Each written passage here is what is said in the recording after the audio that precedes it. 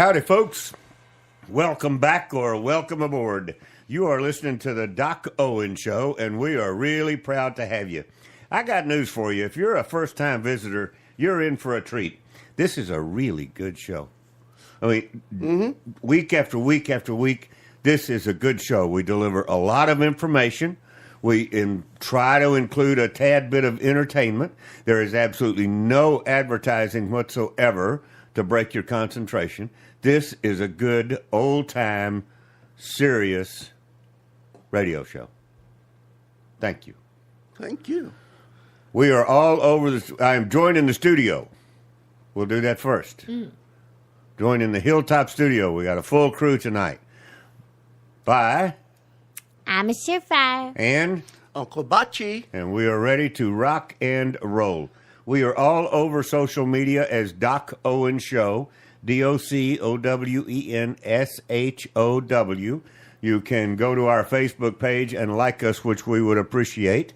You can also listen to the podcast there off of the Facebook. And you can follow us on Twitter as Doc Owen Show, which is a really good thing to do because then you get notification every time we do a show or a broadcast or any kind of an update.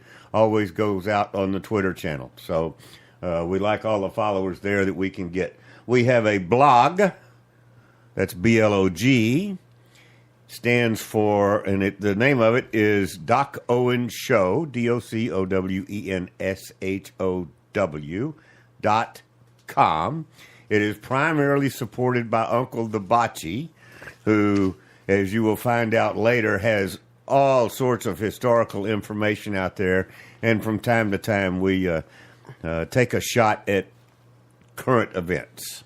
Let's put it that way. So, but the DocOwenShow.com is a good place to go, and you can listen to the podcast there as well. So we'd be glad to have you. Normally, we say that we have free apps, that's plural, on both the iPhone and the Android, but we found out last week that the Android version is currently, if you've got it, great, everything's rock and roll. But if you go out to the Google Play Store and try to search for Doc Owen Show, you will not find it. We've got a little glitch in the setup there, and we tried to get it reset up, and I was told that I was impersonating myself, and that the show that I submitted was exactly like one that was already on the air. And so I'm like, yeah. Hello. When you can't talk to somebody on the telephone, you're trying to communicate with them through emails to support at whatever. You know, it's rather challenging, but we'll get it done. We will get it done. We'll cut through it. I guess I should be flattered that week after week I'm exactly the same as I was the week before. We always start our show, but the Apple Store is up, live, running, and ready to rock and roll, so you can download it from iTunes if you're on an Apple device. We start the show in a very traditional manner, part of which you just heard, and the rest of which you're going to hear now. Ms. Surefire gives us an inspirational quote. Uncle Bocce gives us a moment in history, and I follow that generally with some sort of a leadership quote or something that I've gotten from a friend of the show, as I will tonight. So, Ms. Surefire, take it away. And as usual, tonight's quote comes from brainyquote.com. That's BRAINY quote.com. And tonight's quote comes from someone who I admire during his time. It was Ronald Reagan. Yep. The 40th president of the U.S. The Gipper. That's right. That's the first president I voted for. Really? I was able to vote, and I voted for him. Good for you. Started off right. That's right. On the right all the time. There you go. And his quote is, when you can't make them see the light, make them feel the heat. Yeah. Yeah. Yes. Yeah. That's one of his good ones. Yeah. More than you know. And he followed that. There were a lot of good ones. And to think he wasted all of those good one-liners before Twitter. Yeah. Can you he imagine? would have burned it up. Oh, Woo! man, would he have... He'd have made Donald Trump look like a panty waist Yeah. when it came to. You be hashtag RR or Sorry, something. President Trump, but them's the facts. Yeah. Okay, so give it to us one more time. We'll move to Uncle Bocce. Okay, when you can't make them see the light, make them feel the heat. Yeah, that boy. And You all go. applies to everything. Thank you, Ronnie. You go, Gip. Uncle Bocce, what happened, man? Yes, sir. Tell us Well- something about today in history. Yes, I will. I'll tell you one thing that actually ties right into our study of John Quincy Adams. Because one of the big accomplishments that he did have was the Erie Canal. It opened on this day in 1825. That was during John Quincy Adams' era, and it went from Baltimore. It went from Albany, which is on the Hudson, so it connected the Hudson River all the way over to Buffalo to Lake Erie. So it opened up tremendous navigation from the Atlantic all the way into all the Great Lake states and everything. So it was quite a significant, and it was big. It was 363 miles long. I can't help but laugh. Why? Well, because we're coming up on Halloween, and you're talking about the Adams family creating an Erie Canal. It seemed to all fit with Halloween, Yeah. Where was Cousin It? Yeah, and he created an Erie Canal. Well, of course he created an Erie Canal. Oh, I That got was you. a good Connect the family. dots. Yeah. Erie. Oh, I like that. that's good. Hey, thank you. And also on this day in 2001, G.W. Bush signed the Patriot Act. Which, And that's all I'm going to say about that because I don't want to go there. yeah, well, but I don't know when it started. We'll come to it, I'm sure, in our trek through this part of history, but somewhere in the 50s or 60s was when government learned to name the laws what they aren't. Yeah. They learned to name the laws what it would take to get them passed. Right? Yeah. A play on words. Yeah, at least. Okay, my turn. This is something that I got from one of our listeners. And the title of it basically is Wild Pigs, Food for Thought. Oink. Yep. Karl Marx said, remove one freedom per generation, and soon you will have no freedom, and no one would have noticed. That's right. All right? Like the frog in the pan. There was a professor in a large college that had some exchange students in his class. One day while the class was in the lab, the professor noticed one young man in exchange kept rubbing his back and stretching as if his back hurt. The professor asked the young man what was the matter. The student told him he had a bullet lodged in his back. He had been shot fighting communists in his native country who were trying to overthrow the country's government and install a new communist regime. In the midst of his story, he looked at the professor and asked a strange question. Do you know how to catch wild pigs? The professor thought it was a joke and asked for the punchline. The young man said it was no joke. You catch wild pigs by finding a suitable place in the woods and putting corn on the ground. The pigs find it and begin to come every day to eat the free food. When they're used to coming every day, you put up a fence down one side of the place where they are used to coming. When they get used to the fence, they begin to eat the corn again, and you put up another side of the fence. They get used to that and start to eat again. You continue until you have all four sides of the fence up with a gate in the last side. The pigs, which are used to the free corn, start to come through the gate and to eat that free corn again. You then slam the gate on them and catch the whole herd. Suddenly the wild pigs have lost their freedom. They run around and around inside the fence, but they are caught. Soon they go back to eating the free corn. They are so used to it that they have forgotten how to forage in the woods for themselves, so they accept their captivity. Wow. Connect the dots. Yeah. That's good. That's good. That really, yeah. Just put up one side of the fence at a time. That's right. And let them get used to it and come back for the free corn. I exactly thought what that they're was a doing. heck of a story. It was. Thank I you. like that. Thank That you, was Linda, great. for sending that to us. We appreciate it. So anyway, we've got a very good show for you tonight. We've got an interesting gentleman on the air that we have had on a couple of times before. As a matter of fact, his name is Roy White. And as a matter of fact, Mr. White was just starting out as an activist when Doc Owen's show was just starting out as a show. So within about a month of me going on the air, now we're now in our 5th year. So, back in 2013, within about a month or so of that, Mr. White started an activist group, which we're going to hear about. It's called TNT, and that stands for Truth in Textbooks. And it's a nationwide movement having to do with making sure that our young people in various grades from 1 to 12 are given the truth in their social studies textbooks. Yes. I knew you'd like this. Oh, I love it. So I will forewarn you right now, at some point you need to turn the volume up enough on whatever device you're listening on so that you can walk over and get a pencil and a piece of paper. Because if you're not already taking notes during Uncle Bocce's history lesson, you would definitely going to want to take a couple of notes when you hear what Mr. White has to say. So, Uncle Bocce, we are on week 2 of John Q. the Adams, right? That is correct. Let's hear about him. Yes, sir. We left off last time with talking a little bit about his domestic policy. And there's not much on his foreign policy except that he had some very good successes with trade. He opened up trade with countries like Brazil, Austria, Central America, Denmark, Norway, and Sweden. And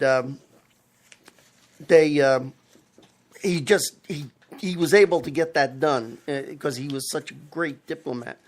Now, remember, I got a feeling trade's one of the reasons he built the Erie Canal. Yeah, exactly. That was all part of his vision. Right. Yeah.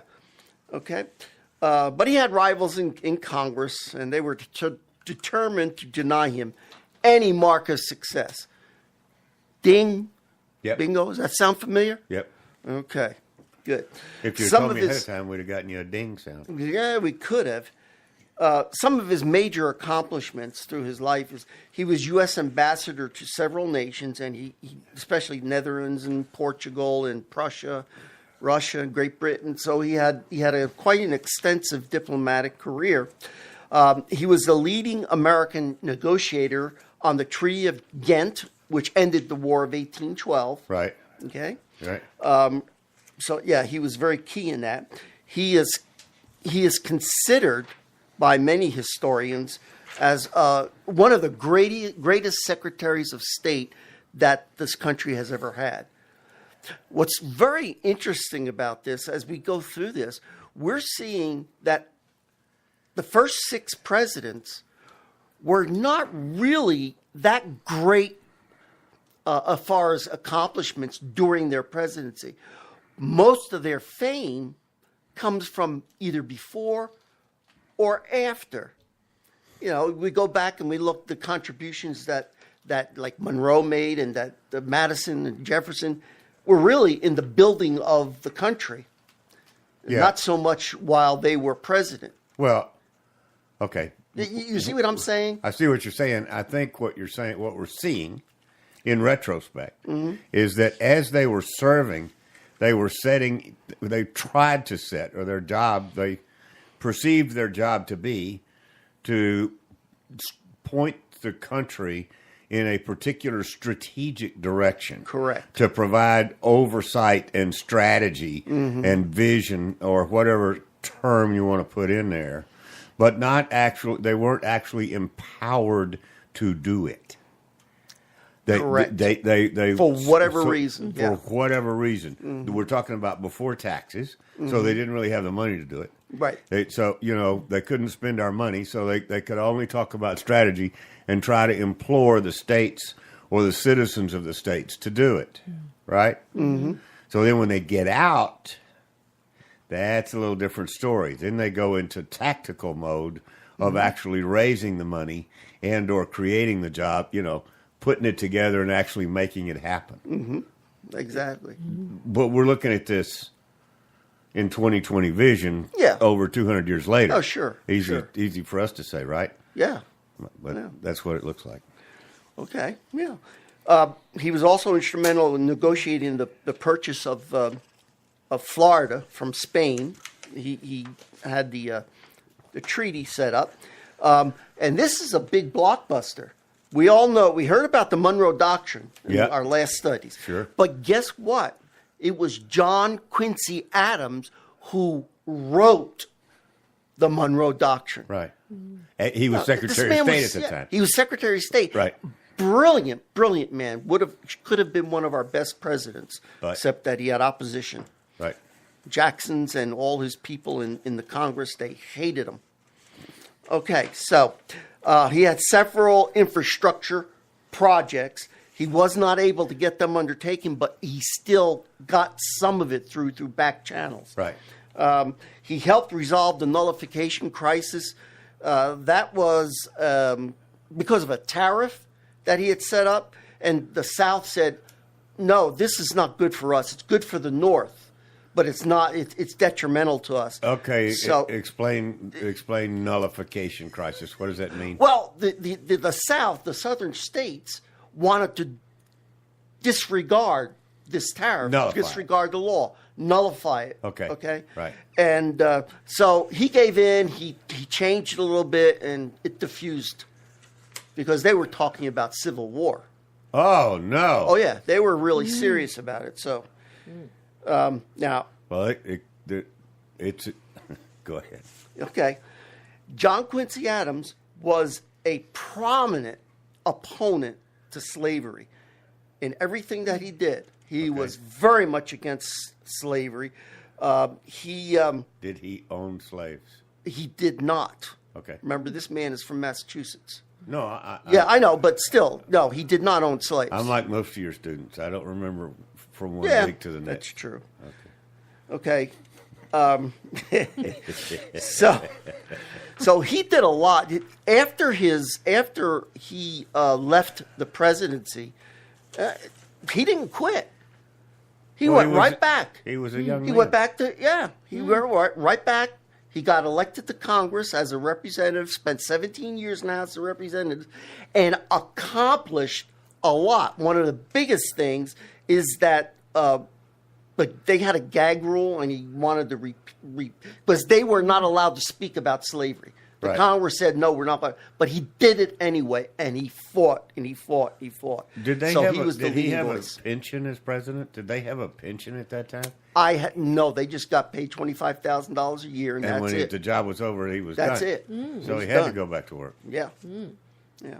Interesting. He was the primary supporter for establishing the Smithsonian. He was instrumental in the Amistad case. You remember the ship, the Spanish slave ship, that the slaves revolted and took over the ship. I remember that from my Navy days. Yeah, well, he brought brought it to the Supreme Court, and he won the decision to allow these Africans to be free. Right. Okay. He had a lot of writings and speeches. I'm not going to go through all of them, but he wrote a lot of things. He wrote a lot about James Madison and James Monroe, actually. His predecessors. Yes, exactly, yeah. Now, as far as religious beliefs are concerned, one of the things I wanted to touch on, this man was a very reflective thinker, brilliant, and he grew up in a very faithful family as far as religion was concerned, mostly Episcopalian or Presbyterian. Someone said if Christianity is proven by character, then John Quincy Adams was definitely a Christian. And he said so as much. One of his famous mottos was, watch and pray.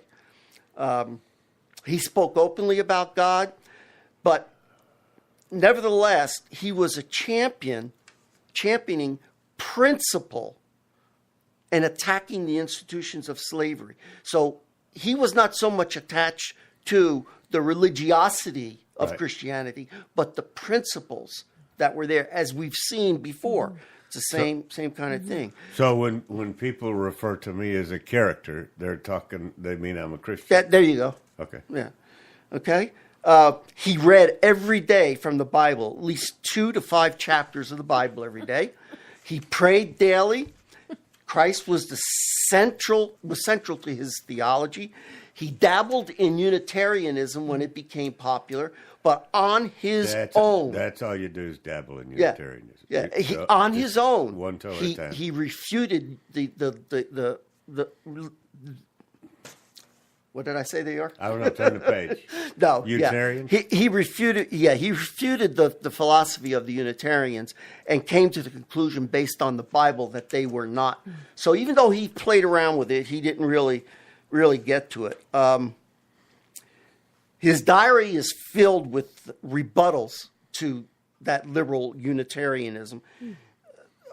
He believed in God. He believed there was a God who heareth prayer, and that honest prayers to him will not be in vain. So he was fairly good on that.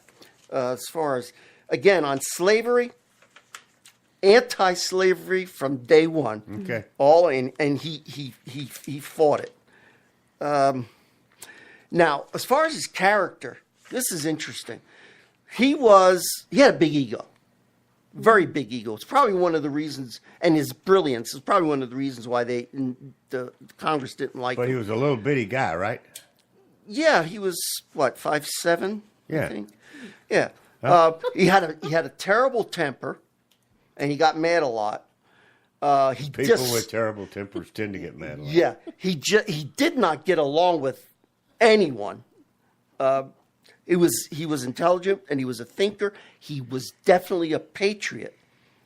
But his stiffness of personality, his inability to make the necessary small compromises, and the fancifulness of his proposals combined to defeat his hopes. That's probably why, because they were asking him to make small compromises, and he's 5'7", and he took offense. I tell you go. I don't blame him. Yeah. I get it. A couple of his quotes before we finish here. If your actions inspire others to dream more, learn more, do more, and become more, you are a leader. I like That's That's a good one. I Yeah, like this that. guy Put it on is the good. wall. That's what I'm telling Put it you. on the Yeah. wall. I'm going to see him on Brainy Quotes. Courage and perseverance have a magical talisman before which difficulties disappear and obstacles vanish into the air. And he always vote for principle. Though you Yep. may vote alone, Yep. and you may cherish the sweetest reflection that your vote is never lost. So, and there's a whole bunch of other facts in here about him. That'll be on the blog. That'll be on the blog, and you can go out there and read them. It's very extensive. DocOwenShow.com. Yes, DocOwenShow.com. And what next week we will bring up Mr. Andrew Jackson and the contentious election of 1828. So we'll be starting with him. I am Uncle Bocce, UNCLEBACI at DocOwenShow.com. Waiting to hear from you guys, and get out to that blog and look at some of this information. I don't put it out there for myself. It's all for you. Thank you, Uncle Bocce. That's not true. It's where he keeps his notes. No, I have them on my Google Drive. Oh. You better make sure nobody impersonates them, or neither one Yeah, of right. them be able to get to them like Yeah. they did us. The interview you are about to listen to, and I was quite serious about pencil and a piece of paper. You're going to want to go get it before Mr. Roy White gets too far into our conversation. He is the founder of a group called Truth in Textbooks. I will not steal his thunder, but I'll let Roy dive into what it is and all of the good work that they do. I think you'll enjoy the conversation. I hope you will get involved, and if you do, please tell them that the Doc Owen Show sent you. We just simply would like for them to know that, we're having an impact, but they do some really, really cool stuff. Yeah. So that and $3 get you a cup of coffee. where? I don't know. Okay. It just don't mind. Sounds cheap to me. Okay, so hit it, Ivan. Roll it. Other time, but thanks for having me on to talk about truth in textbooks, which is really my passion, and I feel very fortunate to be able to do that. When did you start that up? What did you say? 3 years ago or 4 years ago? Truth in textbooks started in October-November time frame of 2013 when we had a friend of mine who had been a social studies teacher for 40 years here in San Antonio reached out to me and said, there are a lot of problems with the social studies textbooks. They're about to be reviewed here in Texas. Can you help us? And so from there, that launched us in, and be happy to go into some of our successes in the process and hopefully find some of your listeners who will want to come and be a part of it, because everybody wants to do something about what's going on in our country culturally. Well, there's no better place to do it than coming to work with us. Well, that's exactly what, Roy, that's what got my interest. That's what led us to reach out to you. We haven't talked in a while, but I got a flyer. I got something, just a off-the-cuff thing from Truth in Textbooks, and I said to we need to figure out who these folks are, and come to find out it led us to an old friend of ours. So that's and by the way, since this fellow that came to you and you just took it up, remind me that next time I think I have a social challenge that I want to go after, I'll just bring it to you and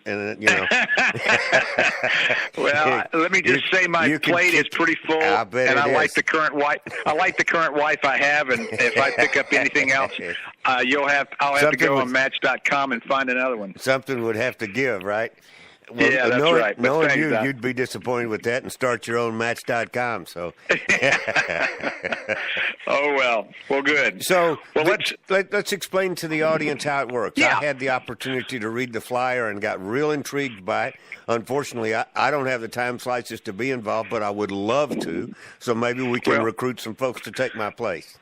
Absolutely. First of all, let's give everybody the email address. If you like what you hear out of this, here's the email address. Write to us at TNT, just like the explosive, Truth in Textbooks, TNT.textbooks@gmail.com. And then go visit our website at truthinTextbooks.com, and they will find a lot of the same information. But in a nutshell, we organize this group to go and to begin to review social studies textbooks here in the state of Texas, and now we do it nationally.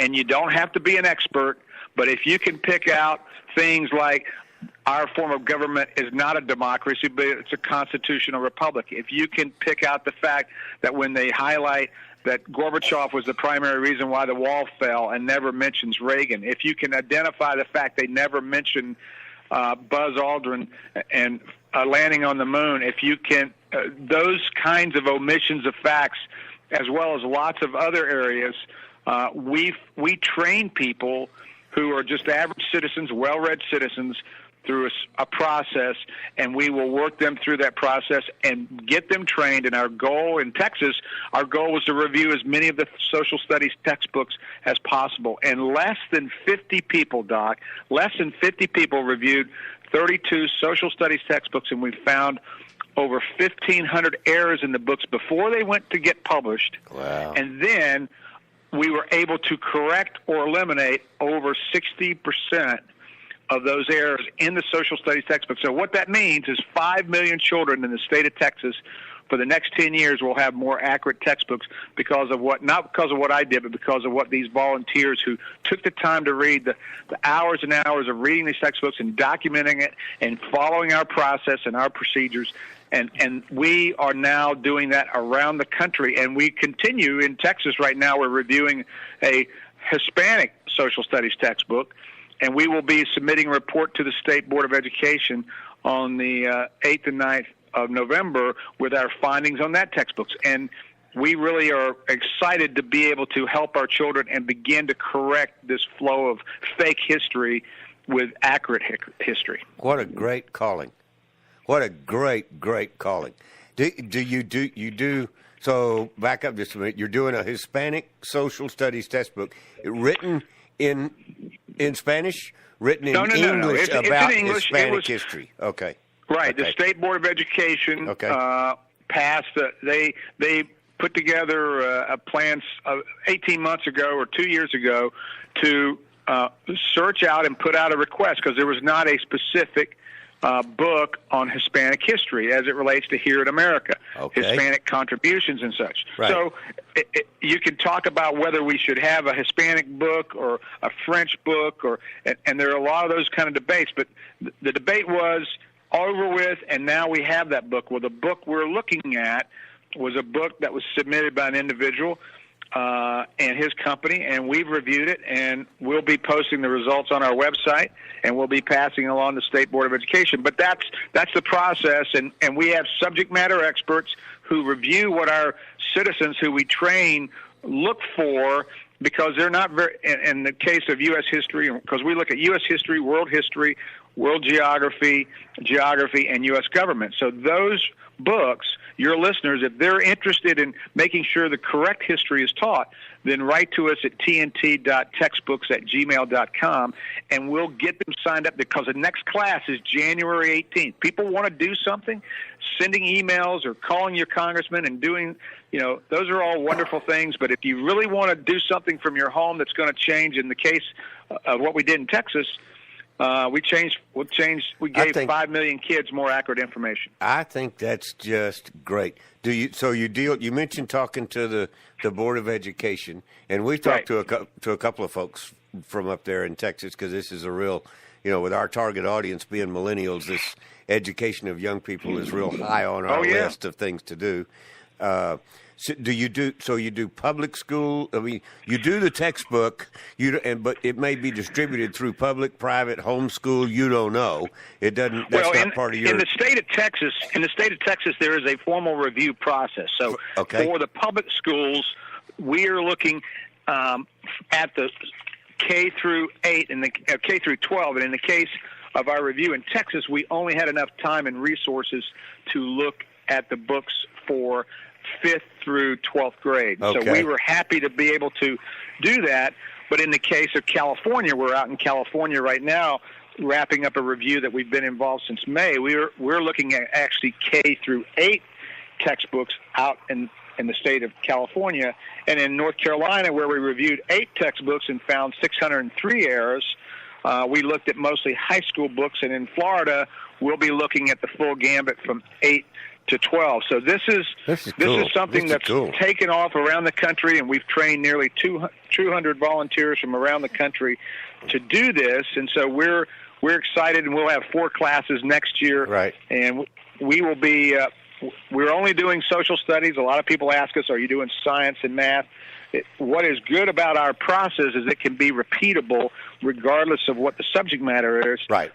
We just have to find other people who are willing to be subject matter experts in those areas. But for us, we've been very excited with the reception we've gotten from those who are seeking truth, because, I simply say our name says it all, truth in textbooks. Who's not for truth in textbooks? Yeah. So we believe that's not really a redundant. There is an answer to that question, but we both. Oh, I know, but everybody has their version of the truth. Exactly. Well, history is factual, and people who begin to exchange or begin to believe that opinions disguised as facts are actually facts are sorely mistaken, and we go to original source documents to prove that they're mistakes. Well, one of our favorite quotes from a friend of the show, Dinesh D'Souza, is you may be welcome. You're welcome to your own opinion, but not your own facts. Well, and that's what we brought up when we testified before the state board here in Texas, and what we'll say also when I go out to California and testify out there, and we will have reviewed about 25 books when it's all said and done out there. And in Florida, we expect to review even more, but we're excited about it, and we're really looking forward to continuing. Roy, how much time does it take when we're soliciting these volunteers? What kind of a commitment are they looking to make?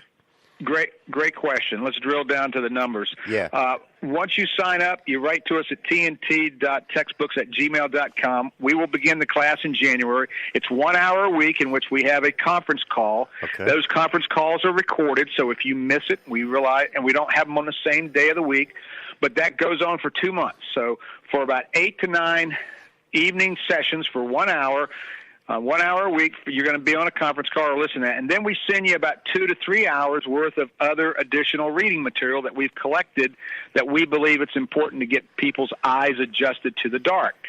And that is reading the books. You know, it's just like you walk into a room. You don't necessarily see things until you begin to get your eyes adjusted. So we get them reading critically. A textbook is written a little differently. I mean, it is written differently. Right. And we also know that the publishers are very lazy. So they write the same BS, the same errors from book to book, from publisher to publisher. So once you've found it once or twice, you can find these political correct themes in a lot of the books. So it's like they cut jump and off the paste page. and plagiarize. Yeah. So after that, for that 1 week, or for those 8 or 9 weeks, for those first 2 months, January and February, for example, you'll have about 3 hours a week in which you'll need to put time into listening to a conference call or reading emails or watching YouTube videos or other materials. And then, so that's about, maybe talk about 30 minutes a day to be able to dedicate toward that. But, that's probably what a lot of people are reading, their casual reading. And then for the third month, when we begin doing the third month, we assign you to a team. No one reviews a textbook by themselves. Okay. So we have a team of volunteers. They are all people who have signed up to review that particular theme, like it's U.S. history or geography or U.S. government. And so they're matched up with other people. And those 4 people from their home, because all the books are looked at online.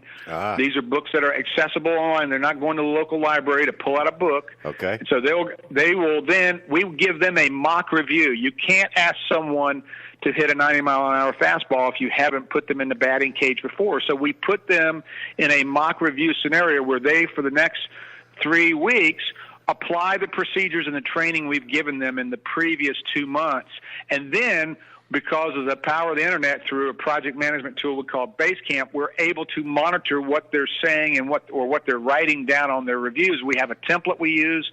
It's a unique design for us, and it allows them to document what they're seeing and what the errors are and where they're at and what the correct information. And then we have subject matter experts who look over their shoulders online virtually and then correct those documents and upload those corrections. So they see what they did right, what they did wrong, and after those 3 months, they then let us know. I can volunteer. And let's ask, how much time does it take in that last month? Well, in the last month, now you're probably talking about 7 hours a week, so an hour a week or hour a day of reading this material, writing it down, putting it on our template, and then finding these errors. You're not going to find all the errors, but you get better, just like every time else when you watch a movie or read anything else. You become.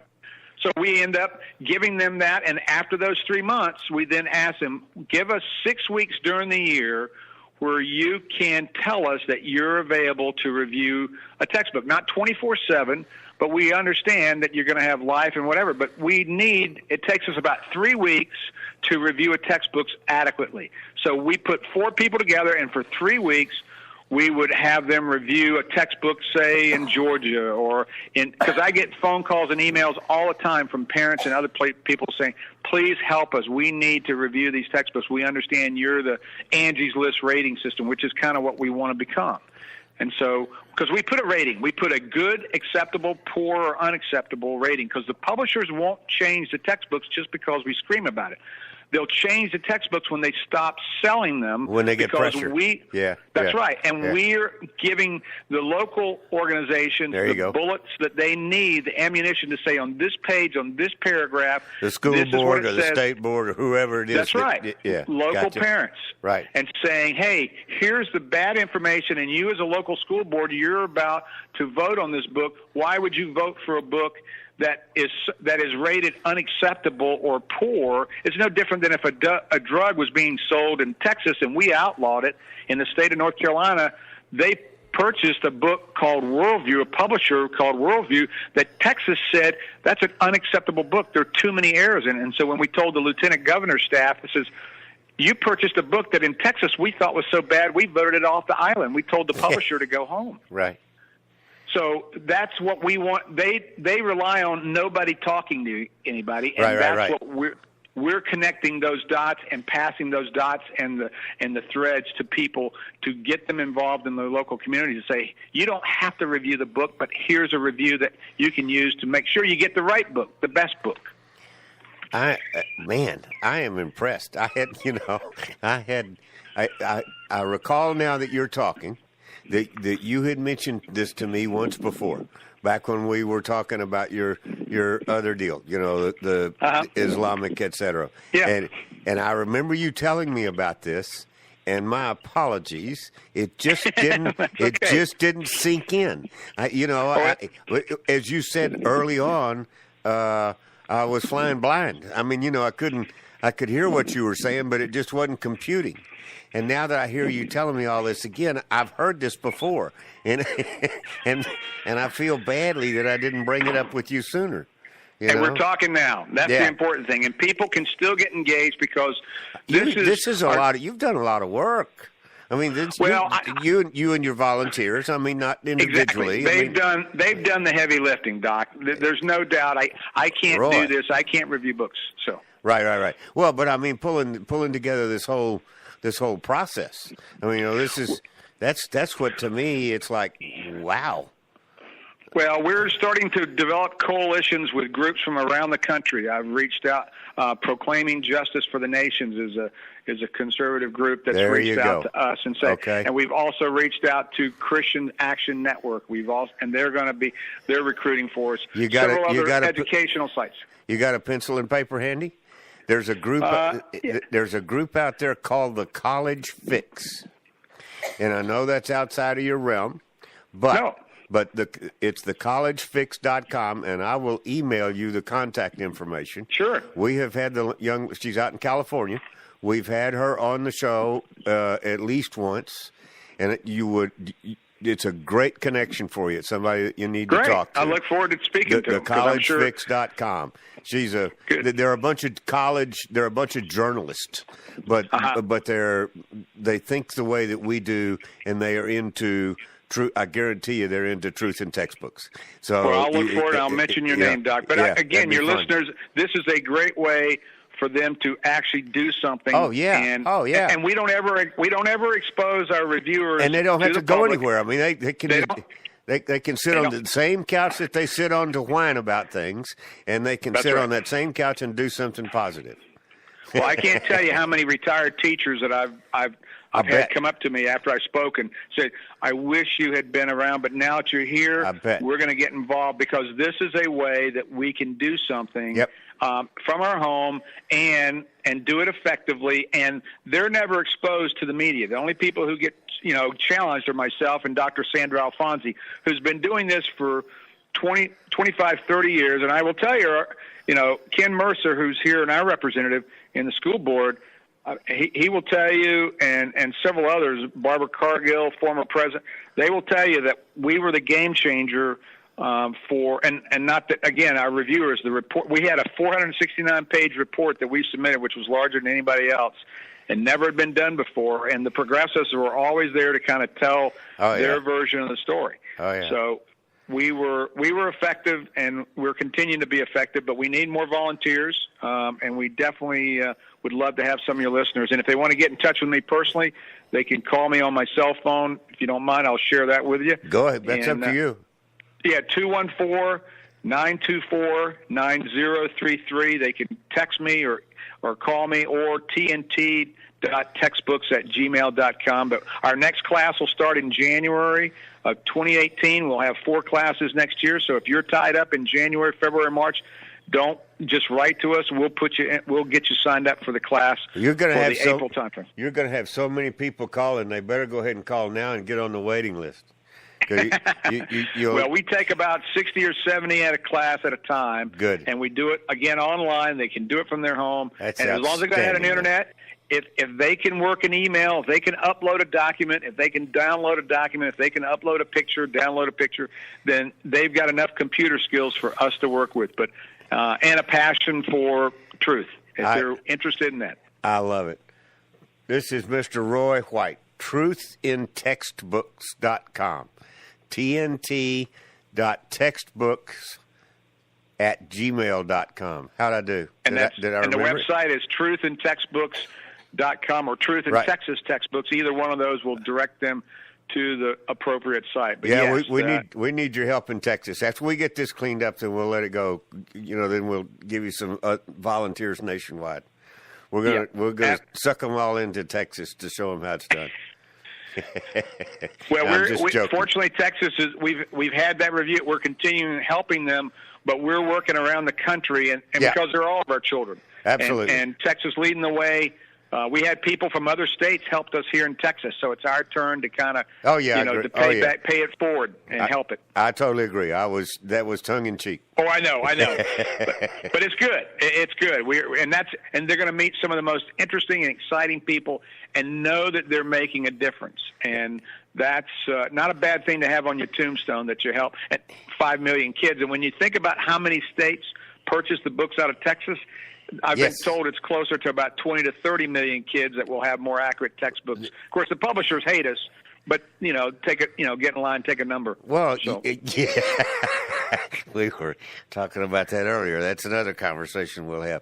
Roy, I really appreciate your time. I'm sure you got plenty to do, but that was great. You just absolutely fabulous. Well, thanks, Doc. And your listeners, I look forward to crossing paths with you again soon. We will do this again sometime, and I'll give you an update in a couple months. Let's get back together. And thanks for the heads up on the group out in California. Go get them, sir. I'll send you an email. Thanks. Okay. All right. Bye-bye. Bye. Roy White. Did you like that? Absolutely amazing. Truthintextbooks.com. Love it. Mm-hmm. Love it. And as Roy said, make a difference. Yeah. It's something you can do from probably the same spot in your house and the same position in your house, where most of the times you just sit and bitch and whine about what's going on in this world. Mm-hmm. You can stay right there and make a difference. Absolutely. Make something happen. And please, if you do, tell them the Doc Owen Show. Tell them you heard about it on the Doc Owen Show, just because we'd like for Roy to know that's where you got the information. So pass it along to your friends. Spread the word. This is a really good effort that's going on, and it's huge, and it's going to be ongoing. Yeah.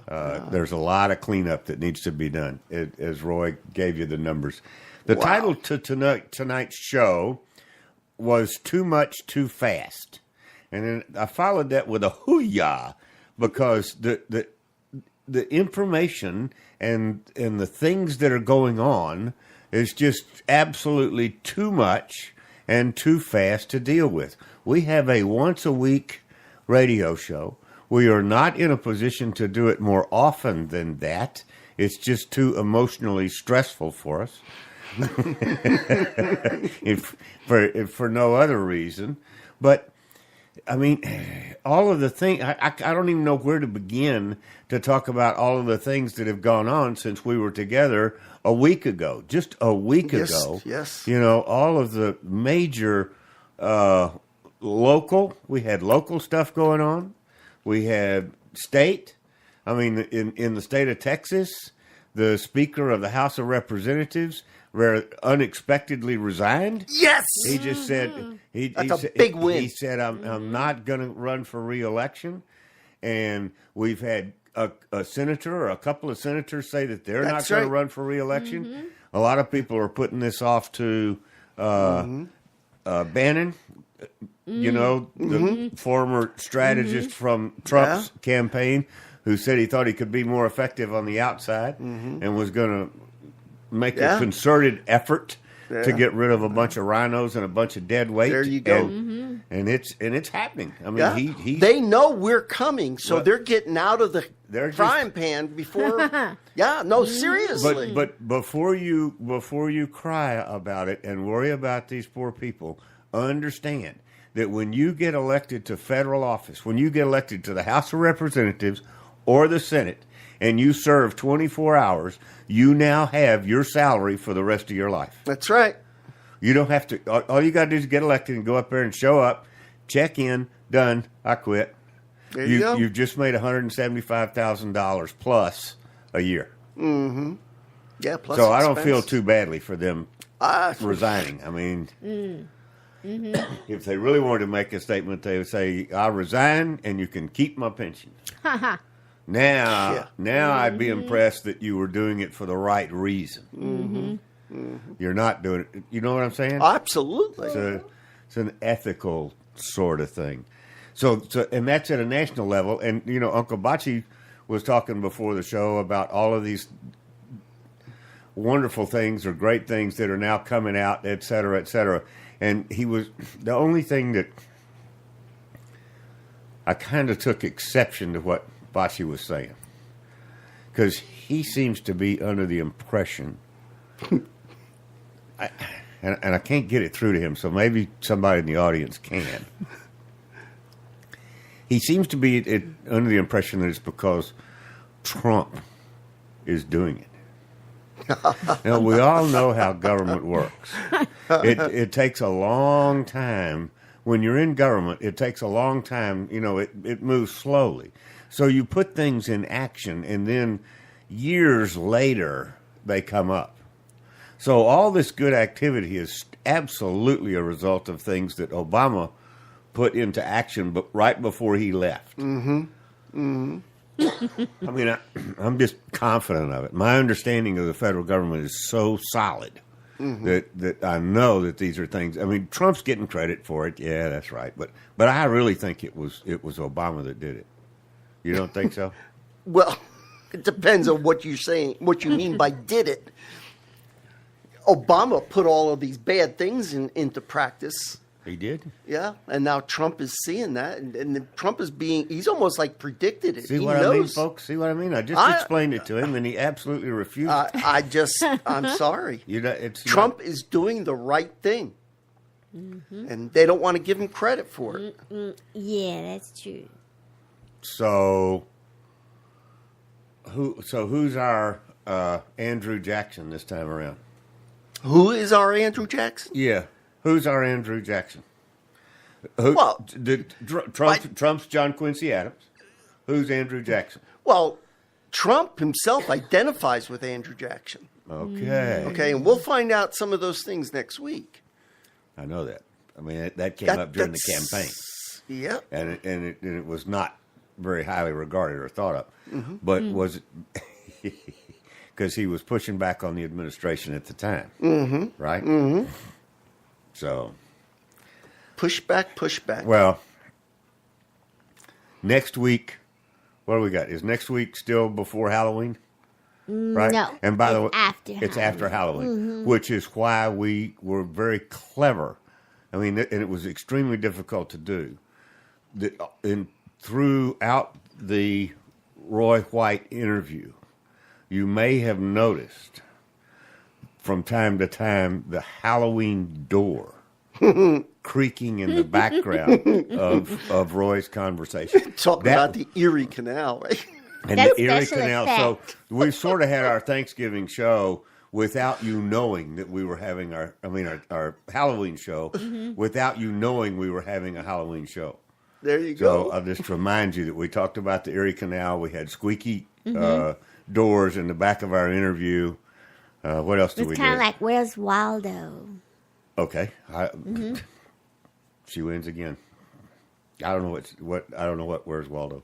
Is that like a new reference? For it. Yeah. Okay. Even But though that's it's a up there. newer show. It's actually a kid's game. Yes, it is. Okay, both of you win. Yeah. We're front row. Time to go. You have been listening to the Doc Owen Show. Thank you so much for having us. We really appreciate it. Now go out there this week and take care, pay attention, and God bless. Bye-bye, folks. God bless.